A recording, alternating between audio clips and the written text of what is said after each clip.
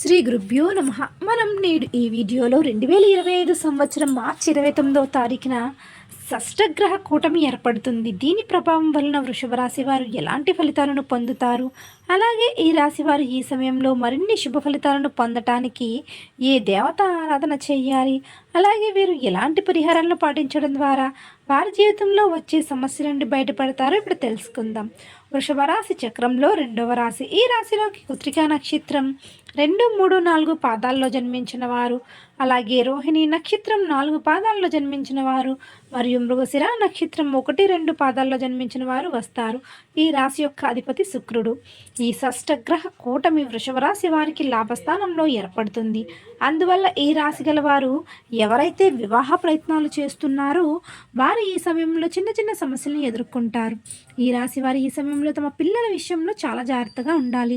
ఎందుకంటే పిల్లల యొక్క ఎడ్యుకేషన్ విషయంలో సమస్యలు వచ్చే అవకాశాలు ఉన్నాయి. ఇక ఈ రాశి వారు ఈ సమయంలో ఆర్థిక పరంగా కూడా ఇబ్బందులు ఎదుర్కొంటారు. అలాగే వీరు ఈ సమయంలో ఏ విషయంలోనైనా నిర్ణయాలు తీసుకునేటప్పుడు బాగా ఆలోచించి నిర్ణయాలు తీసుకోవాలి. అలాగే వీరికి ఈ సమయంలో గొంతు మరియు ఉదర సంబంధిత వ్యాధులు వచ్చే అవకాశాలు ఉన్నాయి. అందువల్ల మీరు ఈ సమయంలో మీ ఆరోగ్య విషయంలో చాలా జాగ్రత్త ఉండాలి. అలాగే ఈ రాశి వారు ఎవరైతే మీడియా రంగంలో ఉన్నారో వారు కూడా ఈ సమయంలో తమ కెరియర్ పరంగా సమస్యను ఎదుర్కొంటారు. అలాగే మీరు ఈ సమయంలో ఎదుటివారితో అనవసరమైన విషయాలకు గొడవలు పెట్టుకోవడం కూడా మంచిది కాదు. అంతేకాదు వృషభ రాశి వారు ఈ షష్టగ్రహ కూటమి వలన వారి జీవితంలో వచ్చే సమస్యలను తగ్గించుకోవడానికి ప్రతి సోమవారం శివాలయంలో శివుడికి అభిషేకం చేయించుకోవాలి.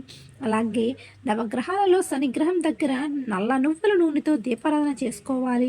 మీరు మీ ఊరి గ్రామ దేవత ఆలయంలో ప్రతి శుక్రవారం రాహుకాల సమయంలో నిమ్మకాయ దీపాలను వెలిగించుకుంటే శుక్రుడు మరియు రాహువు కారణంగా మీకు వచ్చే సమస్యలన్నీ తగ్గే అవకాశాలు ఉన్నాయి. సో ఫ్రెండ్స్, చూసారుగా మరి ఇలాంటి మరిన్ని ఆధ్యాత్మిక విషయాల కోసం మన ఛానల్ని సబ్స్క్రైబ్ చేసుకుని చూస్తూ ఉండండి. ధన్యవాదాలు.